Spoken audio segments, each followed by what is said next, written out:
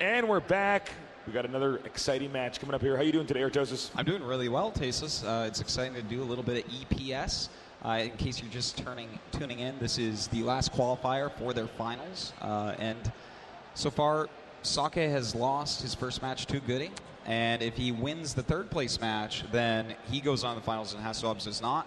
But if he loses, Hasselhobbs goes on to the finals and Sake does not. So it's actually a pretty darn important qualifier. A lot is on the line here. Our first best of three, not in a bad way when I say this, but very one-dimensional. Yeah, you know, it was pretty straightforward. There was like Sake made 2 small mistakes, and Goody killed him for it. So our next match is going to be PvP Daisy, formerly of Prime, now of ESC Icy Box, against Real. He was on Type B before as a team. I'm not sure. I guess he's not now. But Daisy, a very strong Protoss indeed. He does very well in the European scene. But Real, I feel, is the huge favorite here. Overall, Real has done a little bit better than Daisy, and especially in this tournament. Younghua, one of the best players in the world as far as Protoss go, only lost to Real. He lost him in the winner bracket and then in the loser bracket.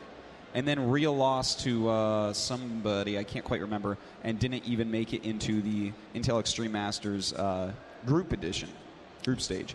So Real obviously really knows how to PvP, and really what Real's good at is he knows how to take risks. PvP is such a volatile matchup, and you know, it's one of these matchups where if you get hit hard early and you lose even just a few units, it's a situation where the game can just end. Even losing 1 or 2 stalkers early on, it can change everything.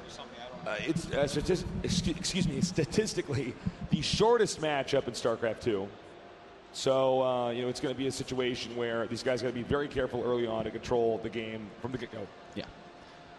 Well, you know, I'm excited to see what these guys actually do in the European metagame overall. I feel like there's a little bit too much blinking going on. And I'm not talking about OCD. I'm talking about stalkers. But these two both are Korean, both speak Korean. So, you know, they are people that can talk to, listen to Korean games and talk to Korean gamers. So we might see a little bit more Korean metagame style out of these guys. We'll just have to wait and see on that, though. Well, it does look like they're almost ready to go here.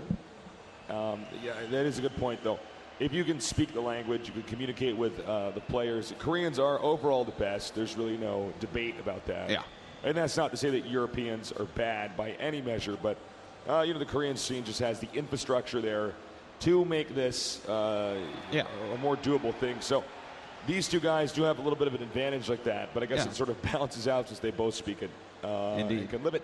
And one thing I do want to point out is that, you know, places like here in Germany are really fostering scenes to catch up to the Koreans.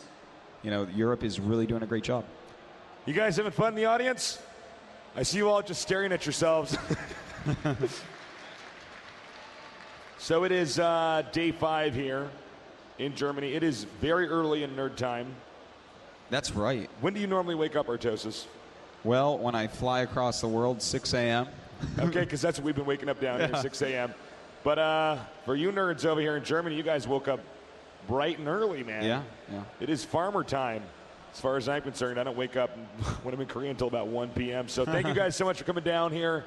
It's a treat to be down here in Germany. It's my second time. It is your second or third. I'm actually, like, my brain is frizzled on where I've been and how many times, but I've definitely been to Cologne before.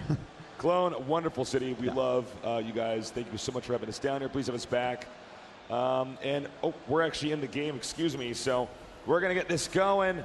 So in the bottom left, we have our Protoss player. Give it up for Daisy.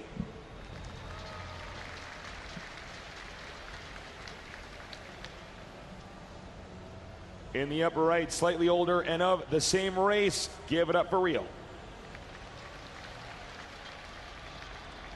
So the map is Daybreak, and that makes some builds better than other builds. Like, for instance, Blink Observer, not good on this map. Phoenix is quite good on this map, and whenever Phoenixes are good on a map, so are DTs. So those are two builds we definitely could see. Of course, Blink can still exist.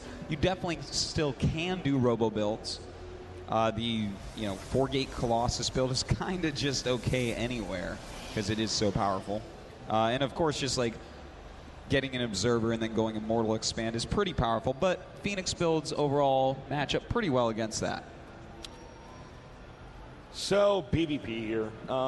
As we said before, a short matchup. There's a lot of rushes going on here. We are at the point in time, though, in the metagame where finally we can get to late-game PvP. Yeah. When we first started casting StarCraft 2, very rarely would anybody even get a second base before the game was over. It's so true. If you took a Nexus, you would just lose all the time before. But at this point, people are so good at defending that we sometimes see it go so late into the game that you have Motherships, Psystorm, Colossi, Archons. You stop even making Stalkers and Zealots. It can get pretty wild. And if you are just now tuning into us, we are Tasis and Artosis, Tastosis from Seoul, Korea. We cast the GSL, the Global StarCraft League, which is again hosted in Seoul, Korea. If you want to see more of us, please check us out at gomtv.net. That's right. And guys, feel free to get on Twitter and talk about the Intel Extreme Masters. Just hashtag IEM. Talk to me and Tasis if you want. He's calling me Tasis and I'm Artosis. We read our tweets in between the games. And we just want to get, hashtag IEM trending and have everyone in the whole world watching this. All right, so as you can see, they both actually, no, excuse me, only one. Real is not pooling as much, as you can see the purple bar here, not pooling as much chrono boost as, for instance, Daisy. So that the chrono boost can be used to enhance the rate at which Warp Gate comes out, and it's probably what's going to be used right here. And as you can see here, that's exactly what he's doing. Yeah, he is chrono boosting out that Cybernetics Core upgrade, and it looks like he wants to do a 3-Stalker rush, which is a very strong opening. It can allow you to control the map. Now, my guess here is that Daisy is going to do a 2-gate push with about 6 Stalkers, and then tech behind that, or expand behind that, depending upon what he scouts or what his pre-game plan was. And that's like a pretty strong strategy overall. In fact, that's one that Squirrel uses quite a bit over in Korea. So the probe's now leaving. You have to leave because, of course, as you can see here, the Stalker now out. The Stalker, really scary if you have a scout inside of his base. It's so mobile and is a ranged unit. Meanwhile, Real, curious what's exactly going on with this probe. Ooh, he may, let's see, I was going to say he may make a proxy pylon. Maybe not now. This is kind of interesting. Both players going for that Twilight, and in fact, a little bit tricky here by Daisy getting the Twilight so quickly and not really getting his Stalkers out as quickly. Now, is he going to go for Blink? Real already going for Blink, and I think Daisy is too because he's going up to 3 Stalkers. So we have Blink versus Blink. We don't normally cast this. Well, see, this goes back to exactly what I mentioned before, is that the European Protoss metagame involves like way more Blink than other areas. Like literally Europe and China just love Blink. And it's weird how the different metagames actually evolve on different servers where it's like, well, no, on this server, it's all about Blink. Everyone goes Blink. It's the most powerful strategy over here. So, I mean, that's what we're going to see, man. Just a lot of Blink Stalkers. Well, this is kind of a wonky situation because it's one of these games that does not boil down to doesn't boil down to Intel. It actually just does boil down to micro. Yeah. It really does. Real probably should not engage here. This would be a huge mistake. We're going to see as the Zealot tanks the first few hits. Well, the Zealot's actually doing a great job, and he's already picked off a Stalker. In fact, Daisy not microing correctly at all here. He's already lost 2 Stalkers against a Stalker and a Zealot that was lost, I believe, right? He didn't lose 2 Stalkers there. Real didn't it, right? I don't think so. No.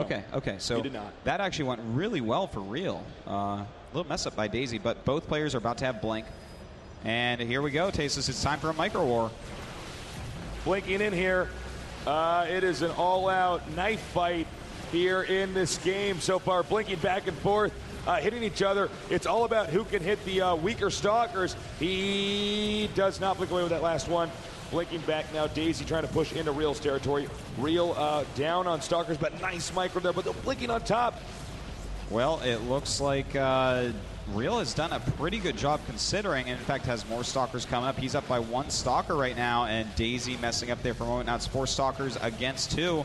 And at this point, oh my god, this is actually so bad for Daisy.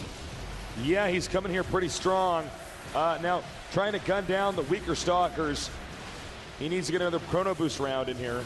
Backing up, hitting that stalker. 3 more of the stalkers, though, in the mail. Also note, he could get this pylon and unpower all of these gateways.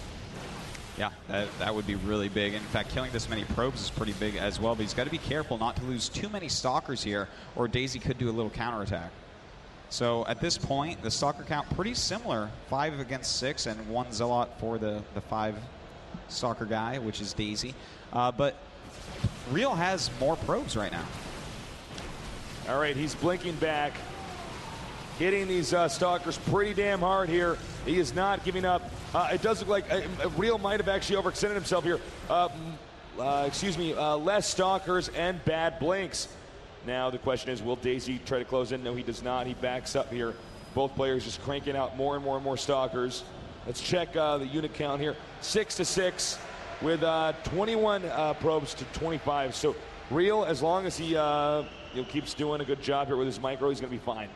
Yeah, he does have the bottom of the ramp, which is a pretty powerful area. But we do see Daisy walking down here, and Real pushes him back once again. Daisy definitely looks like Daisy does not have the same micro that Real has. I feel like Real is really microing much better. All right, he's closing in here, blinking back the weaker stalkers. Yeah, but a lot of his stalkers and Zealot not actually firing. Yeah, this one right over here. Which actually gives Daisy a big advantage there. So that was definitely a point where Real microed much more poorly. And now Daisy's getting a big lead. Daisy doing a great job kiting these Zealots here. And he's going to take out these 2. I think actually this could be the biggest turn point in this game. He's now going to hit this pylon. This won't supply block Real, but at the same time, Real, let me check again. 22 to 23, excuse me. I was about to say Real had a substantial, it was substantially behind her economically. Not the case, actually. We're going to transition out of this rush mode. Yeah. And we have a Dark Shrine here coming in for Real. Meanwhile, over here, a robotics facility. Well, you know what? If he still had a proxy pylon, these DTs might be able to get in there at the right time. We'll see, though, exactly how many observers Daisy ends up making, and if he has one at home when the DTs come. All right. The Dark Shrine about to complete. Finishing at exactly the same time as the Robo. Yes. A couple DTs. No, just one DT being warped in. Probably smart. He probably knows, in fact, this DT's most likely not going to do as much damage, but he might as well get one out here just in case. Let's say the guy tries to make a Nexus and expand. Well, Daisy actually is making 2 observers. So with 2 observers out, should be 100% fine. In fact, this is bad luck right here, Tasteless. Uh-oh. Is he going to get that DT? He does. So that Dark Shrine that costs 250 gas and the DT that costs 125, that's a lot of wasted gas here.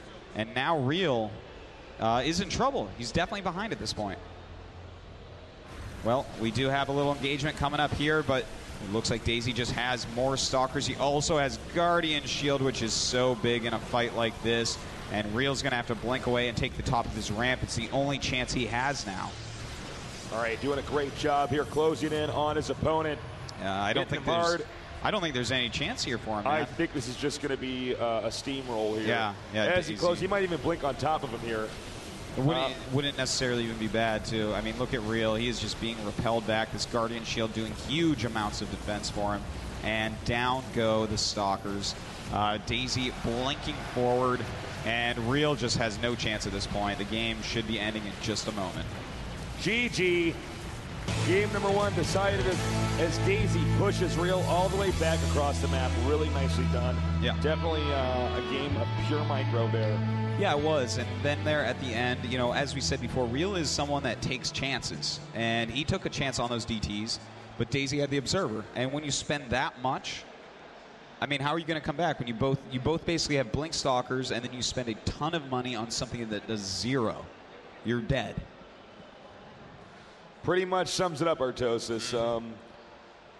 It looks like these 2 guys both electing to go for micro and unit control, not going for intel.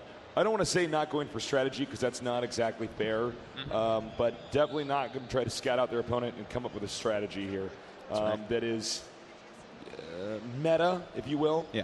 Both players say, no, I'm better at unit control. I can probably beat you in that game. All right. Well, our next map is going to be Entombed Valley. Now, this is a map that it's very popular to go for fast expansion on. You have that ramp that leads up to your natural, and it's pretty easy to defend overall if you go for like a Robo Sentry expansion. Well, Entombed, a fun map.